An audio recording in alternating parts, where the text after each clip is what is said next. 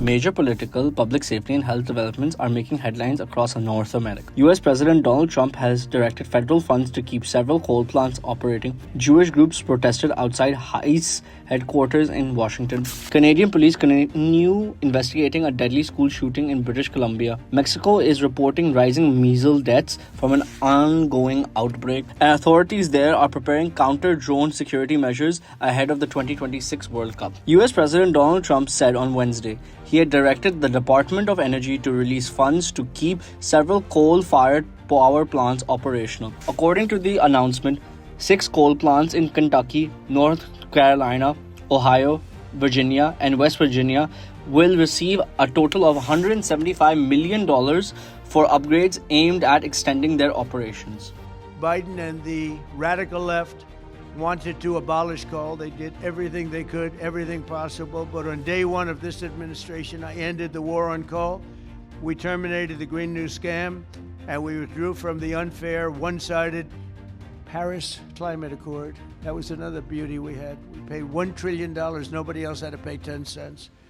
Already I've saved 74 coal power plants from crushing restrictions and closures that would have been forced to shut down in the very immediate future. And today I'm proud to announce that the Tennessee Valley Authority is taking action to save 2 major coal plants in Tennessee Valley Authority, and the Kingston fossil plant in Harriman, Tennessee. So they're going to remain open, and they're going to be vibrant, they're going to be improved, built up, and continue to do all the things that they do.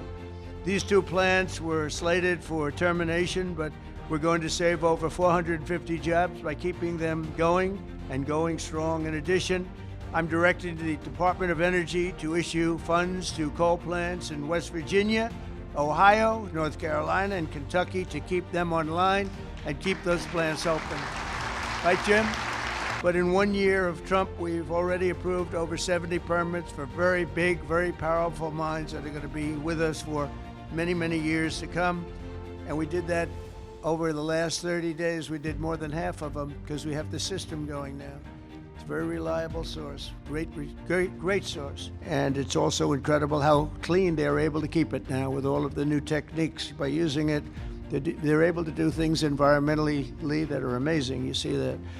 That's why I'm also pleased to announce that in just a moment, I will sign an executive order that directs the Department of War to work directly with coal plants on the new power purchasing agreements, ensuring that we have more reliable power and stronger and more resilient grid power. And we're going to be buying a lot of coal through the military now, and it's going to be less expensive and actually much more effective than what we have been using for many, many years. Dozens of demonstrators representing more than 60 Jewish organizations gathered outside the headquarters of U.S. Immigrations and Customs Enforcement, ICE, in Washington, D.C. on Wednesday, calling for the agency's disbandment. Protesters held up banners reading "ICE out" and "Love your neighbor" and urged officers to leave immigrant communities. Against ICE! Jews against ICE! Jews against ICE! Jews against ICE! Jews against ICE! The threat of anti-Semitism is being used as a really bad faith wedge to divide Jewish communities from their neighbors. And that kind of smokescreen anti-Semitism is so dangerous for all of us. And it's important that we show up here and make sure that everyone understands that Jews do not want ICE in our communities kidnapping our neighbors.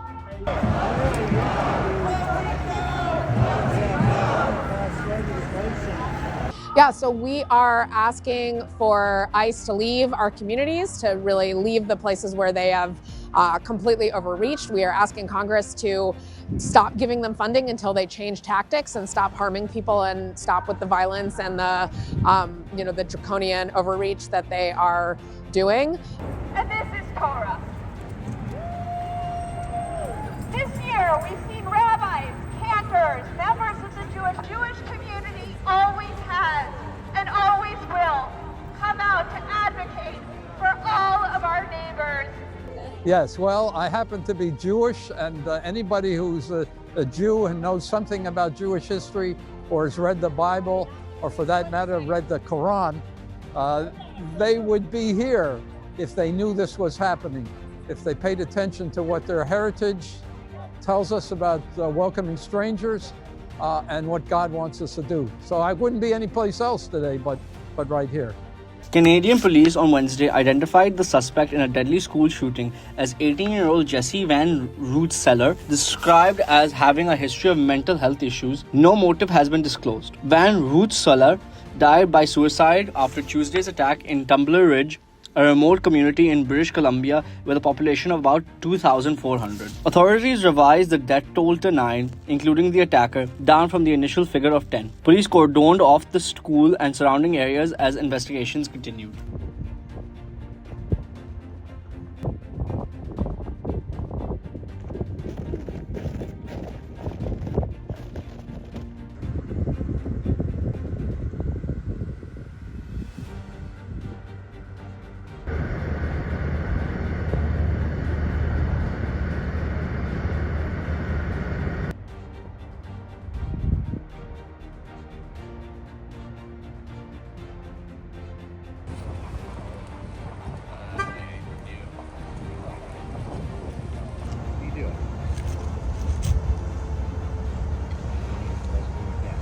Mexico's Health Minister David Kirschenbeck said on Wednesday that at least 28 people have died in a measles outbreak that began in 2025. Official data represented during the president's morning press conference showed that 9,074 cases have been recorded nationwide. Tenemos 28 casos confirmados.